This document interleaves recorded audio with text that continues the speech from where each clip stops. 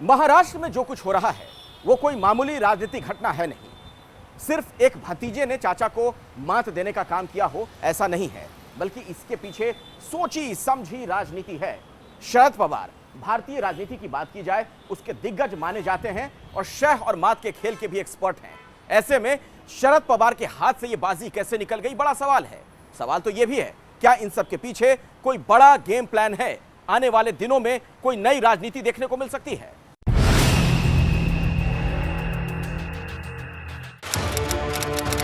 27 जून 2023, Bhopal, Madhya Pradesh.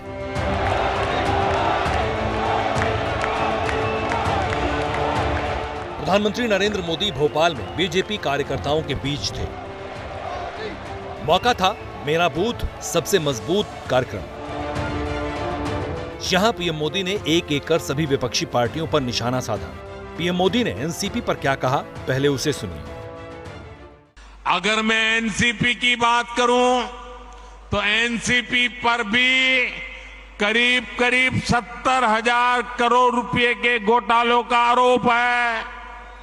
Maharashtra state cooperative bank घोटाला, महाराष्ट्र सिंचाई घोटाला, अवैध खनन घोटाला, इनकी लिस्ट भी बहुत लंबी है। इन पार्टियों के घोटालों का मीटर कभी डाउन ही नहीं होता। पीएम मोदी ने साफ साफ एनसीपी को दूसरी विपक्षी पार्टियों की तरह भ्रष्ट बताया। मी अजित अनंतराव पवार। पीएम के भाषण के करीब 100 घंटे बाद की तस्वीर देखिए। महाराष्ट्र राज्याचा उपमुख्यमंत्री म्हणून माझ्या विचारार्थ मांडले जाईल। एनसीपी के नेता अजित पवार महाराष्ट्र सरकार में डिप्टी सीएम बने।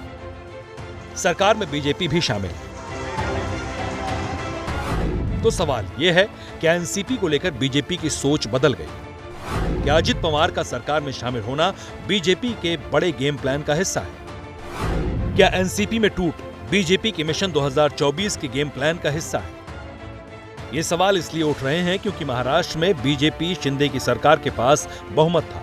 ऐसे में उसे फिलहाल अजित पवार की जरूरत नहीं थी।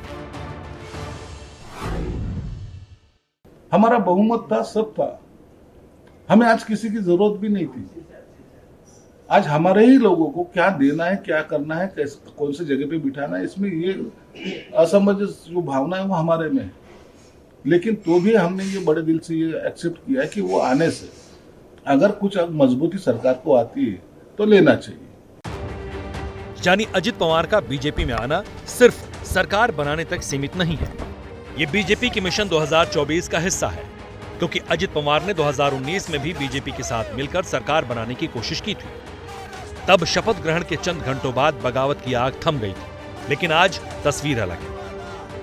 2019 में हुई बगावत के पीछे मकसद सरकार बनाना था, लेकिन इस बार हुई बगावत जो है वो केवल सरकार बनाने के लिए नहीं, क्योंकि अगले लोकसभा चुनाव में केवल 1 साल से भी कम का वक्त बचा है। इसलिए इस बगावत को बीजेपी की मिशन 2024 से जोड़कर देखा जा रहा है,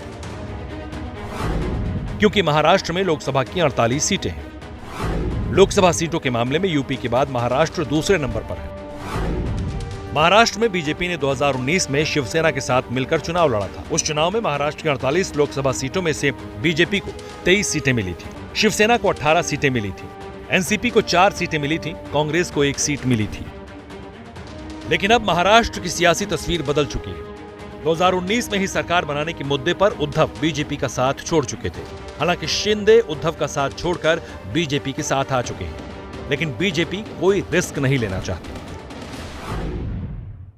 देश के ऊपर के राजनीति के लिए ये सब करना पड़ा है और देश में वापस जो मोदी साहब को लाना है तो ये सब कारण करना पड़ेगा और ये कर दिया है। बीजेपी को उम्मीद थी कि शिंदे के साथ आने से वो शिवसेना के कोर वोटर तोड़ेगी, लेकिन पिछले 1 साल के दौरान महाराष्ट्र में हुए तकरीबन सभी उपचुनाव में बीजेपी शिंदे गुट की हार हुई है। विधान परिषद के 2 चुनाव में बीजेपी की हार हुई। कस्बा पेट, पुणे, कोल्हापुर जैसे विधानसभा सीटों पर उपचुनाव में भी बीजेपी को उम्मीद के हिसाब से वोट नहीं मिले। ऐसे में बीजेपी को लग रहा था कि अकेले शिंदे के बूते महाराष्ट्र में पिछला प्रदर्शन दोहराना संभव नहीं। इसलिए बीजेपी ने अब अजित पवार को अपने साथ जोड़ा है। मजबूती से सरकार चलाएंगे और अच्छा काम करेंगे। लोगों की जो उम्मीद है, लोगों की उम्मीद पे हम खरे उतरेंगे, यही हमारा काम है। 2019 के लोकसभा चुनाव में महाराष्ट्र में बीजेपी को 28% वोट मिला था। शिवसेना को 23%, एनसीपी को 16%, कांग्रेस को 17% और अन्य को 16% वोट मिले थे। बीजेपी को यह डर था कि अगर उद्धव, कांग्रेस और एनसीपी मिलकर एक साथ चुनाव लड़े तो वो अपना पिछला प्रदर्शन नहीं दोहरा पाएगी। ऐसी सूरत में बीजेपी के लिए जरूरी था कि शिवसेना के बाद एनसीपी में भी टूट हो जाए। भारतीय जनता पार्टी का स्टैंप बन गया है कि हर इमोरल एक्टिविटी सत्ता में रहने के लिए उसके लिए ये लोग काम कर सकते हैं। और ये और भी ज़्यादा स्पष्ट हो गया कि बीजेपी अपने बलबूते पे महाराष्ट्र में कोई भी चुनाव लड़ने लायक नहीं बची है। चंद दिन पहले हुए एक सर्वे रिपोर्ट में दावा किया गया था कि शिंदे के अलग होने से शिवसेना के वोट में करीब 6% की गिरावट आई है। अब अजित के अलग होने से एनसीपी के कोर वोट बैंक में भी गिरावट तय है। यानी अजित पवार को तोड़कर बीजेपी ने महाराष्ट्र में मिशन 2024 में विपक्ष को कमजोर कर दिया है। जैसे ही घड़ी का काटा दोपहर 2:30 पे आए, बबीता जी का दिल सास बहू साजिश के लिए मचल जाए। और ये है इनकी बहू, पूरे दिन ऑफिस की टेंशन हो जाए गॉन जब ये करें अपना फेवरेट शो फ्री टाइम पे ऑन। इनकी तरह आप भी देखें अपना फेवरेट शो अपने टाइम पर और डाउनलोड कीजिए एबीपी लाइव ऐप अपने स्मार्ट टीवी पर।